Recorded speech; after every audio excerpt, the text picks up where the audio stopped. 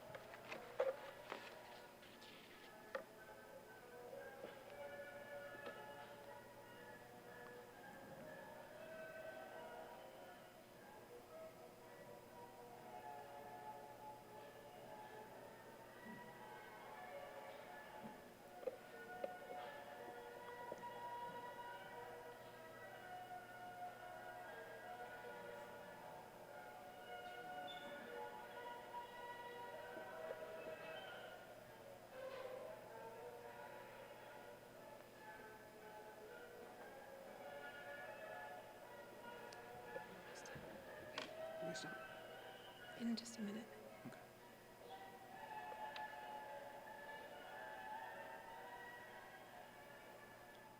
Okay. So this is an example of a primary source I used with students that's available through a Library of Congress blog, and that comes from the Lily Vicent's papers that are in the manuscript reading room. So like I said, the students engaged in that online activity earlier on in the semester, and in my class we have a whole section devoted to LGBT history, so this is where this all fits in.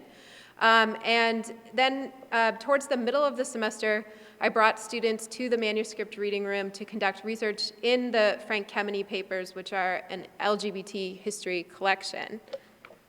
Once we arrived to the Library of Congress that day that I brought them, and I brought students, a couple different groups of students to kind of hopefully get it to fit into their schedule. These are online students, so not necessarily people that are available at all times of the day.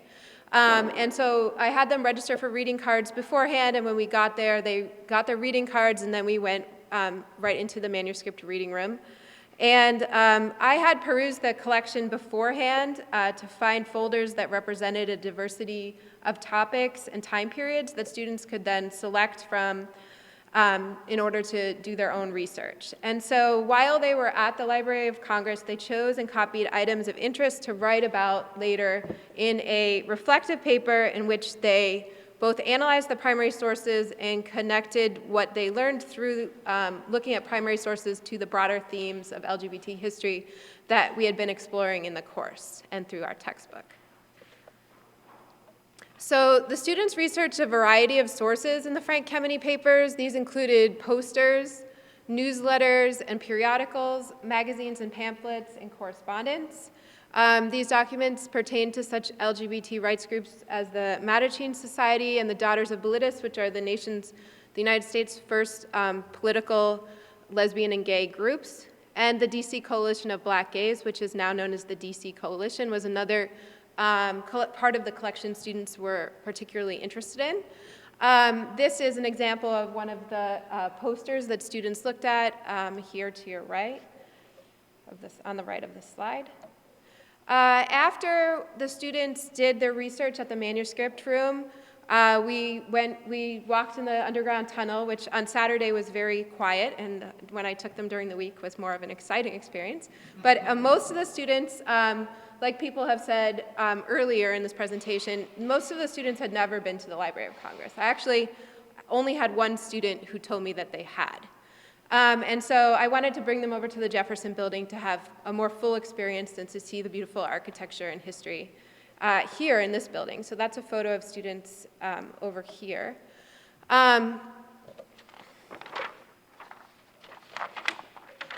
So I wanted to, I think that the students' words speak most profoundly to their experience using primary sources at the Library of Congress.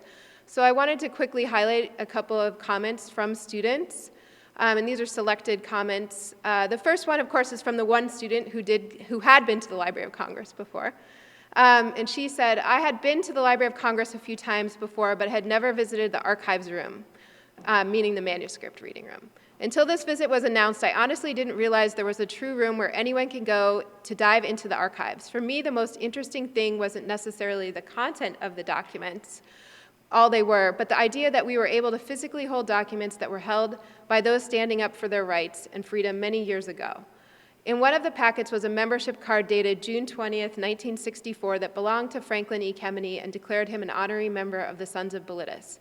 Kemeny was a gay rights activist and co-founder of the Mattachine Society and was actually fired by the US government for being gay.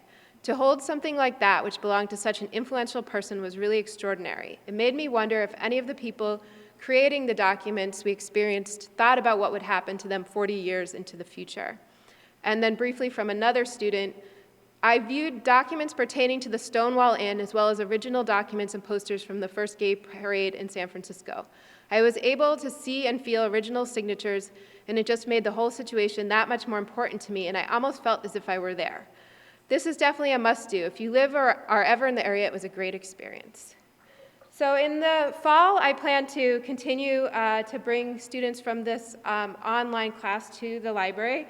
I've also recently met your new reference librarian, Meg Metcalf, who I've talked to about possibly doing an orientation to LGBT materials that are in other rooms, like in rare books. So I'm excited to continue this work in the future, and I want to thank everybody that has been so helpful in the project, particularly the people in the manuscript reading room who've been very helpful to me and my students when we've come. Thanks.